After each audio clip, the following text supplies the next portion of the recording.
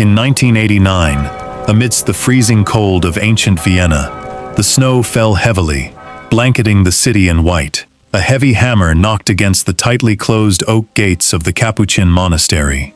3 dry thuds against the wood shattered the quiet atmosphere. From within, the deep, muffled voice of a monk called out, "Who desires entry?" The leader of the funeral procession loudly recited a long, exhaustive list of the proud titles belonging to the deceased inside the coffin. But the response from behind the gates was nothing more than a cold rejection. "We do not know him." This was not a legend. It was the real burial ritual of the Habsburg family, a clan that stubbornly climbed to the pinnacle of royal power, holding the crown of the Holy Roman Empire for centuries, ruling Spain, Austria, Hungary, Bohemia, and vast lands stretching from Europe all the way to the New World. They were the first dynasty to establish a truly global empire upon which the sun never set. Yet, behind the brilliant glory of the magnificent palaces in Vienna or Madrid lay systematic, fateful tragedies. It was a brutal biological curse that silently gnawed at their bloodlines through generations of inbreeding, producing congenitally deformed emperors who could not even chew their own food. It was an exquisitely beautiful empress with a tiny 40-centimeter waist who spent her entire life imprisoned in the golden, jewel-encrusted cage of the royal court, only to collapse and die beneath the iron file of an assassin. And it was the shocking suicide gunshot at the Mayerling hunting lodge by the only crown prince, sparking a chain of dominoes that brought down a great empire. But why?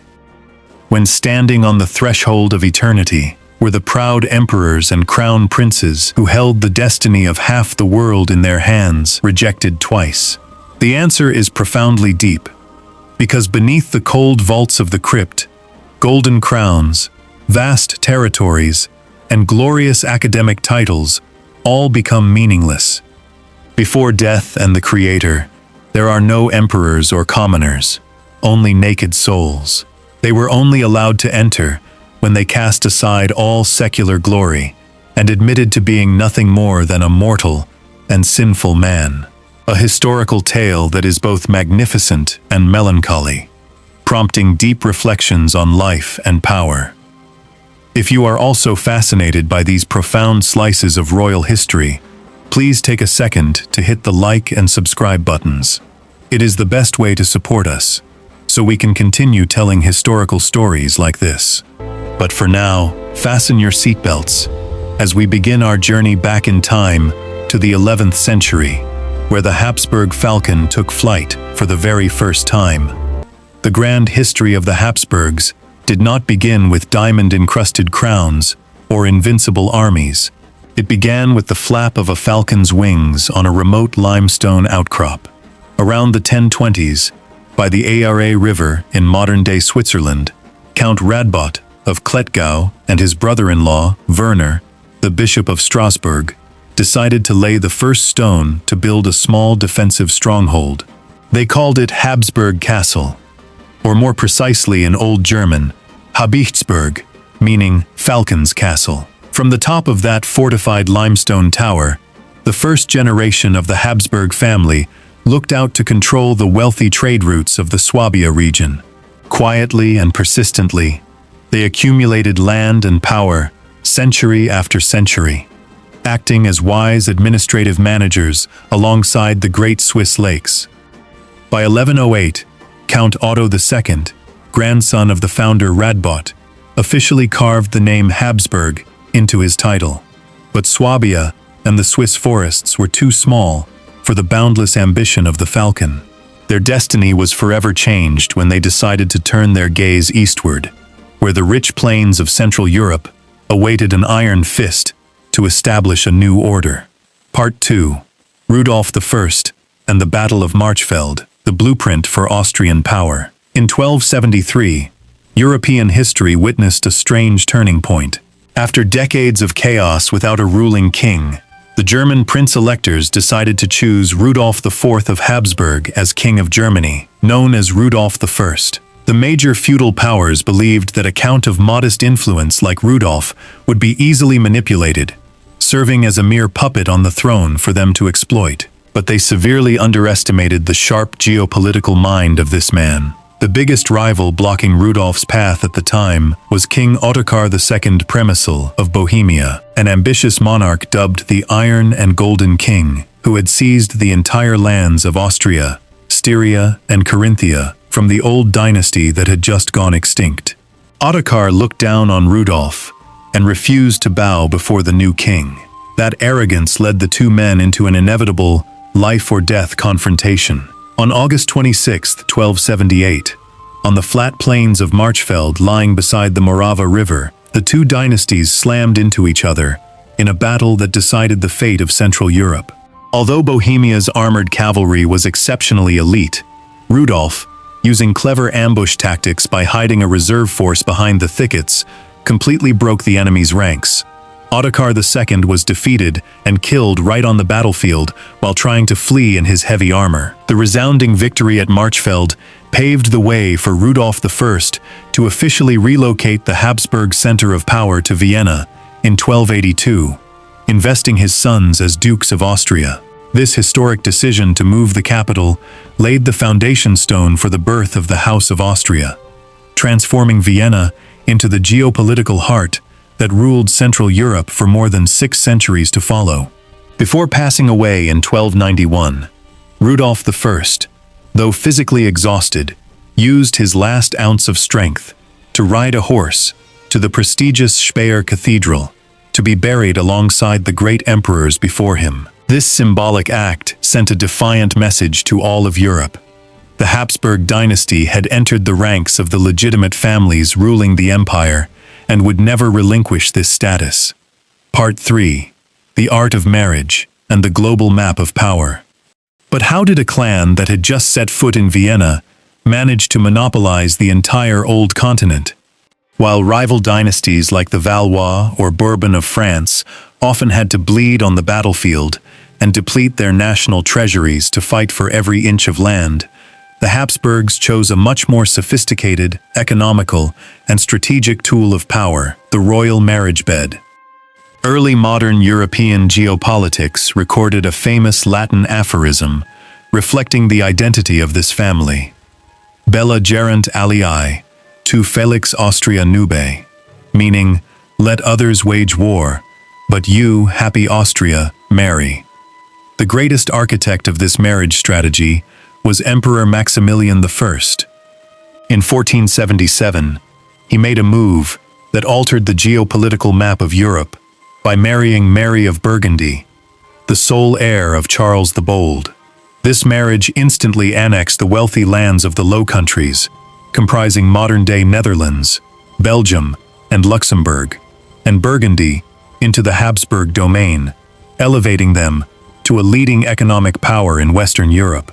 Not stopping there, Maximilian went on to arrange a historic double marriage in 1496. His son, Philip the Handsome, was wedded to Joanna the Mad, daughter of the two Catholic monarchs of Spain, Ferdinand and Isabella. With just a single stroke of a pen on a marriage contract, the entire massive royal power of Spain, Italian territories like Naples and Sicily, along with the wealthy New World colonies in South America, were handed down to the next generation of the Habsburgs. Applying that same wisdom to the East, Maximilian organized the First Congress of Vienna in 1515, arranging a double marriage with the dynasties of Hungary and Bohemia. When the young king of Hungary died in battle without an heir while fighting the Ottomans in 1526, the entire vast kingdoms of Hungary and Bohemia automatically fell under the inheritance rights of the Habsburgs. Without expending a single bullet, the Habsburg Falcon had spread its wings to cover most of Europe. Part 4. Charles V, Geopolitical Peak, and the final chapter at the Yuste Monastery. The convergence of these great rivers of inheritance poured into a single individual, Emperor Charles V, born in 1500 in Ghent. Inheriting a massive legacy from all four of his maternal and paternal grandparents, Charles V became the ruler of an empire of a scale unseen since the days of Charlemagne, stretching from Central Europe, Spain, southern Italy, and the Netherlands, to vast colonies in South America. This was the first empire in human history to be dubbed the Empire on which the sun never sets, where sailing fleets laden with gold and silver from the New World continuously docked at the port of Seville, bringing unparalleled economic prosperity. However, the burden of ruling a territory so vast and deeply divided by Martin Luther's Protestant Reformation, combined with constant wars against France and the expansion of the Ottoman Empire under Suleiman the Magnificent, exhausted the emperor physically and mentally. Realizing he no longer possessed the health to carry the weight of his great duties, Charles V made an unprecedented decision to proactively abdicate in search of spiritual serenity before facing death. On October 25, 1555, during a tearful public ceremony in Brussels, Charles V announced that he was relinquishing the rule of the Low Countries to his son, Philip II. By early 1556, he further yielded the throne of Spain and its colonies to Philip II, while transferring the title of Holy Roman Emperor to his younger brother, Ferdinand I. This historic decision permanently divided the Habsburgs into two independent, yet closely linked branches: the Spanish branch ruling Spain, the Netherlands, and the New World, and the Austrian branch ruling the ancestral lands in Central Europe. After stripping away his crown, Charles V made his final journey to live in seclusion at the remote Yuste monastery, hidden deep within the forests of Extremadura, Spain. Here, he built a modest two-story villa directly attached to the wall of the monastery's church. The architectural design of the villa reflected the mental state of the abdicated emperor. His bedroom on the second floor had a special window that opened directly onto the main altar of the church, allowing Charles V, even while bedridden with gout, to follow the Holy Mass every day. Hanging above the altar was Titian's famous painting, La Gloria, which he had personally commissioned, depicting Charles V and his family kneeling in prayer in white shrouds, with the royal crown placed humbly at their feet, a symbol of the complete abandonment of secular power. Despite living in seclusion, Charles V maintained a regal lifestyle, with a service staff of 50 servants, most of whom were top-tier chefs. In spite of severe joint pain, the former emperor could not give up his passion for rich gastronomy, indulging in dishes like roasted wild boar, venison, hare marinated in dark wine, and fresh seafood transported continuously from the coast. He spent his afternoons fishing by an artificial pond, tending to bird cages, redesigning gardens, and discussing theology with his father confessor. At 2:30 a.m. on September 21, 1558, Charles V passed away in his bedroom, facing the altar, closing the life chapter of the most powerful man of the 16th century. Part 5. The biological curse of the Spanish branch and collapse from the royal bed branch. But the red ribbon connecting the Central European dynasty to Spain was never a free gift. To preserve their colossal wealth and prevent royal power from falling into the hands of foreign clans, the kings of the Spanish branch adopted an extreme marriage strategy, continuously marrying their closest relatives. Among the 11 marriages contracted by Spanish monarchs from 1450 to 1661, almost all had a high degree of inbreeding, typically consisting of marriages between uncles and nieces, or first cousins. The biological consequence of this strategy was a genetic disaster. The inbreeding coefficient, usually represented by the F index, which measures the probability that two genes at a random location on a chromosome are homozygous due to inheritance from a common ancestor, skyrocketed across generations, while the F coefficient of the dynasty's founder, Philip I, sat at a mere 0.025. By the time of King Philip III, This index was 0.218. The pinnacle of this genetic degradation belonged to the final king, Charles II of Spain, with an F coefficient reaching 0.254, a figure even higher than that of a child born from a direct incestuous marriage between full siblings due to the accumulation of inbreeding over multiple generations. The most obvious physical deformity resulting from this inbreeding was severe congenital prognathism, commonly known as the Habsburg jaw, combined with a deeply recessed maxilla, upper jaw. Charles II's lower jaw protruded so excessively that his 2 rows of teeth could not meet, making it impossible for him to chew food, forcing him to swallow everything whole, which led to chronic stomach aches. His tongue was too large, rendering him almost unable to speak clearly, and saliva constantly drooled out uncontrollably. Modern genetic studies speculate that Charles II simultaneously suffered from 2 rare recessive genetic disorders: combined pituitary hormone deficiency, which left him short, impotent, and infertile, and distal renal tubular acidosis, which caused blood in the urine, muscle weakness, and an abnormally large head. More tragically, Charles II only learned to walk at the age of 8, lacked a proper education, and lived constantly in fear of witchcraft, leading people of his time to call him El Hechizado, meaning the bewitched. The infant mortality rate within the Spanish royalty during this era was horrifyingly high. Of the 34 children born into the lineage between 1527 and 1661, half died before reaching the age of 10. When Charles II died in 1700, without a single heir, the Spanish branch officially went extinct. The empty throne plunged Europe into the devastating War of the Spanish Succession, which lasted for over a decade, paving the way for the French House of Bourbon to ascend the throne of Madrid. Part 6. The Trial of Vienna, the Pragmatic Sanction, and the Reign of Maria Theresa. While the Spanish branch withered away in biological agony, the Austrian branch in Central Europe exhibited an unexpectedly fierce vitality. Following the disaster of the 30 Years' War that ravaged the continent, this dynasty focused on consolidating internal strength, transforming Austria into a powerful centralized state. The greatest test of survival for the Austrian branch took place in the summer of 1683, when a massive army of 150,000 Ottoman Empire soldiers besieged the capital city of Vienna under the command of Grand Vizier Kara Mustafa. Emperor Leopold I had to flee the capital. The city was left with only a thin defensive force on the brink of death beneath artillery fire that roared day and night. The turning point of history occurred on September 12, 1683, when Polish King John III Sobieski led a relief alliance to appear on the crest of Kahlenberg Hill.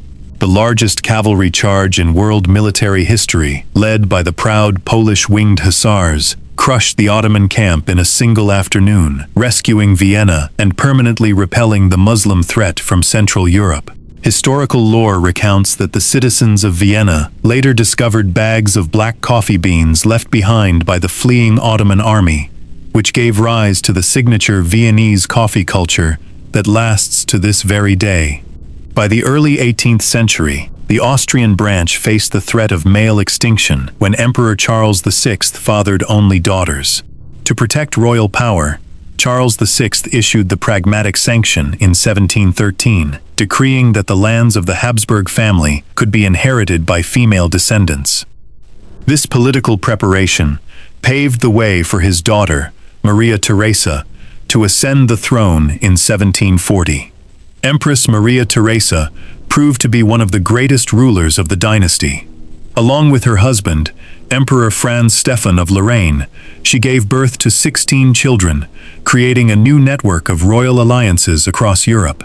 Becoming famous for a rare happy marriage among royalty by sharing a single bedroom throughout their 28-year reign, Maria Theresa carried out a series of enlightened reforms that formed the baseline for modern Austria, implementing mandatory universal education, reforming taxes, and completely abolishing brutal torture punishments.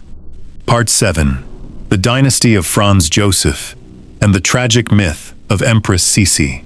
The 19th century brought waves of liberal revolutions that directly threatened the absolute monarchical foundations of the Habsburgs.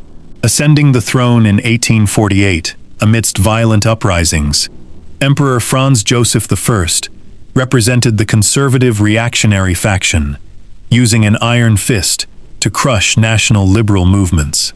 But his reign is remembered not only for his hardline policies, but also for his deeply melancholic, romantic love story with Empress Elizabeth of Bavaria, commonly known by her nickname, Sisi.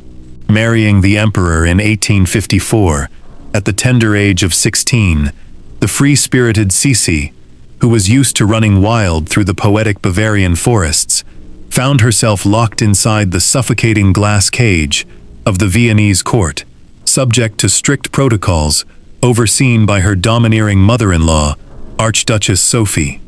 Sisi was stripped of her right to raise her own children the moment they were born. Prolonged isolation and depression caused her to suffer from severe anorexia nervosa, and she constantly sought to escape Vienna through endless travels. To make up for the emptiness in her soul, Sisi constructed an extreme cult of beauty that astonished the world at the time.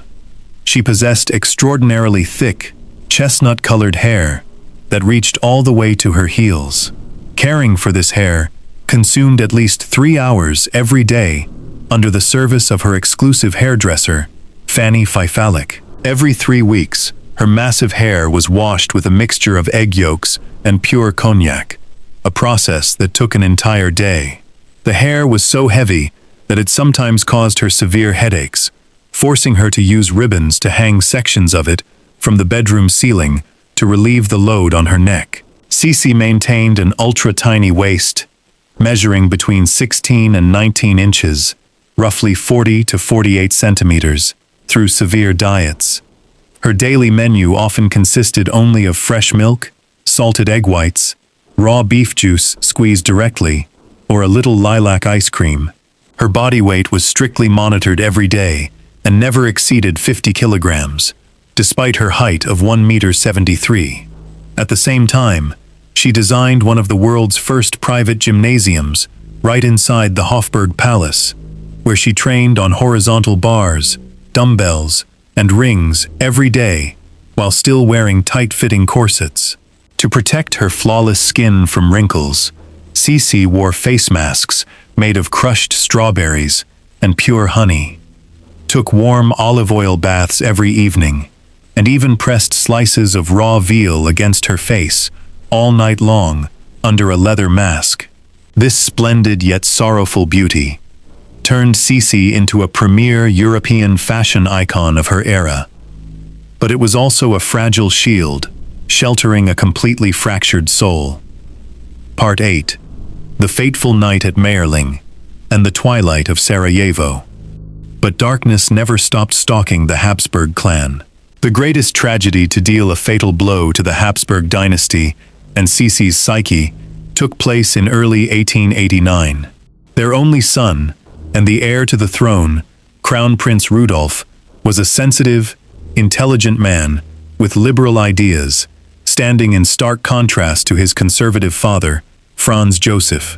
Rudolf's sensitivity stemmed in part from a dark childhood under the brutal education of Count Leopold Gondricourt, the military tutor appointed by Franz Joseph to forge a soldier's character into the frail child. Gondricourt employed ruthless methods bordering on savage abuse, dousing the child with cold water in the dead of winter, forcing him to drill in steep snow at midnight, waking him up by firing pistols in the air next to his ears, and even locking the 6-year-old boy inside the Royal Wild Zoo while screaming that a wild boar was rushing to attack him.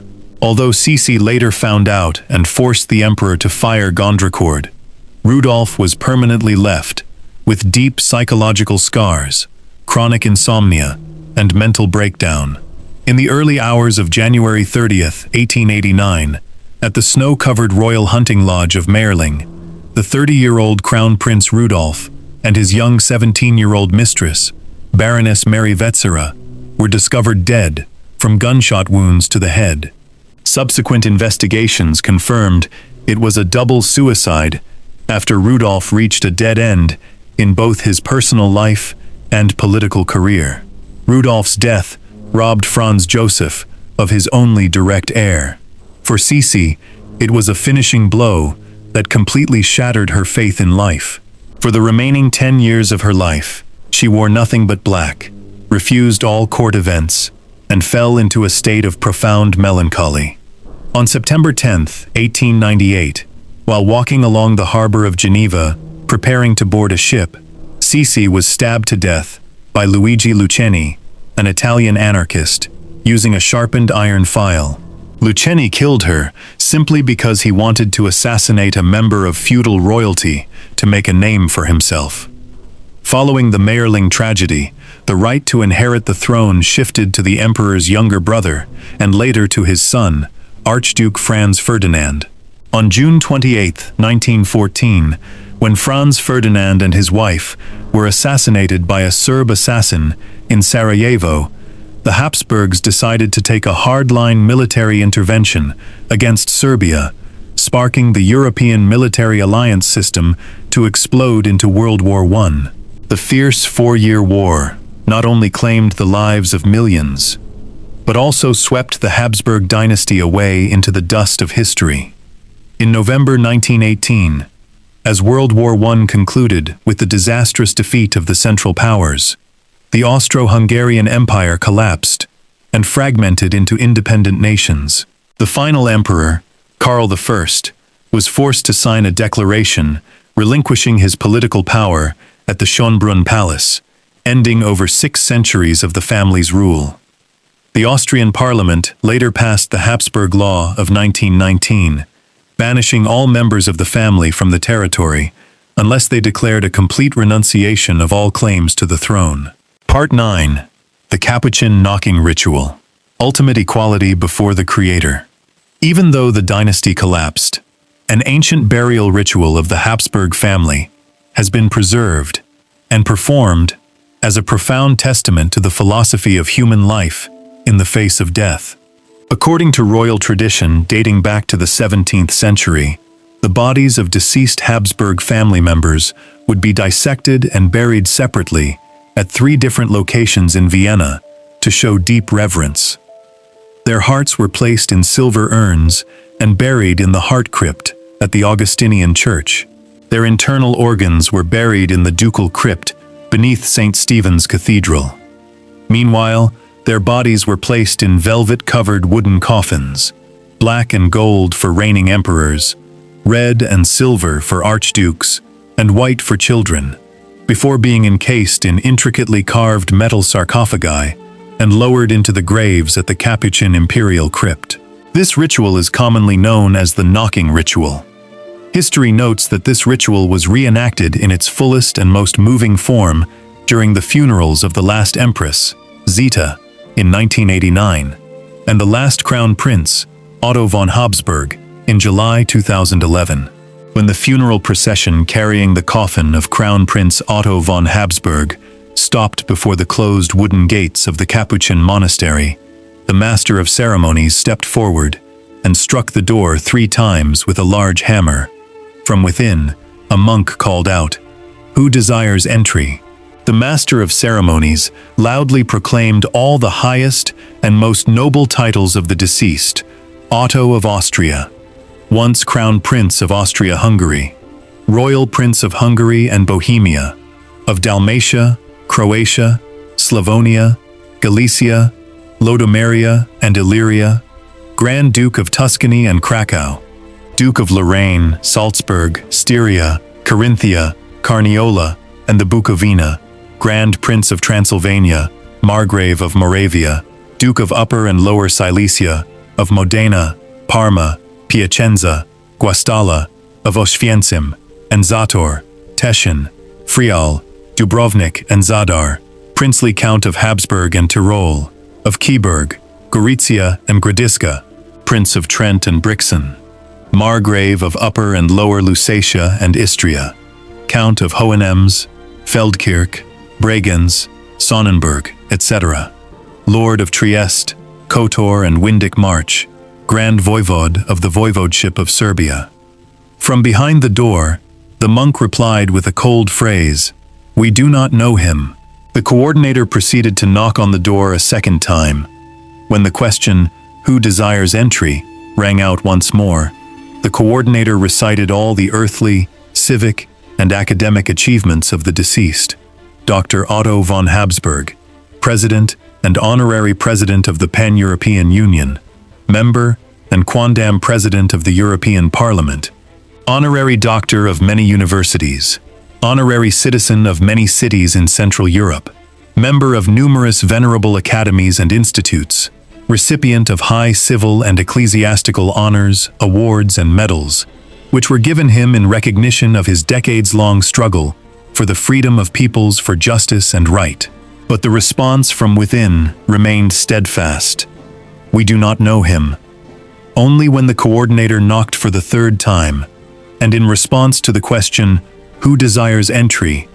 the reply came back beautifully simple. Otto, a mortal and sinful man. At this exact moment, the monastery gates slowly swung open, alongside the welcoming words of the monk. Part 10. Conclusion and Audience Interaction. The journey spanning nearly 10 centuries of the House of Habsburg is not just a historical page filled with power struggles, magnificent palaces, or royal bedroom secrets. It is a profound lesson about the limits of human power when measured against the unyielding laws of nature and time. When they sought to lock down their bloodline to preserve earthly wealth, they inadvertently opened a Pandora's box of biological self-destruction. When they built the sturdiest of fortresses, they were brought down by the arrows of nationalism and the thirst for freedom. To close this story, we want to leave you with a question to discuss together. If you were a citizen of Vienna, standing outside the Capuchin gates on that freezing winter night, witnessing that proudly defiant, yet deeply humbling knocking ritual, how would you feel? Do you think the Habsburgs were a great dynasty that protected Central Europe? Or were they just conservatives clinging to an outdated, obsolete world? Leave your thoughts in the comments section below. We read every single comment and look forward to discussing them with you. If you found this video insightful and helpful, don't forget to hit the like button, share it with fellow history enthusiasts, and subscribe to the channel so you won't miss our upcoming documentaries.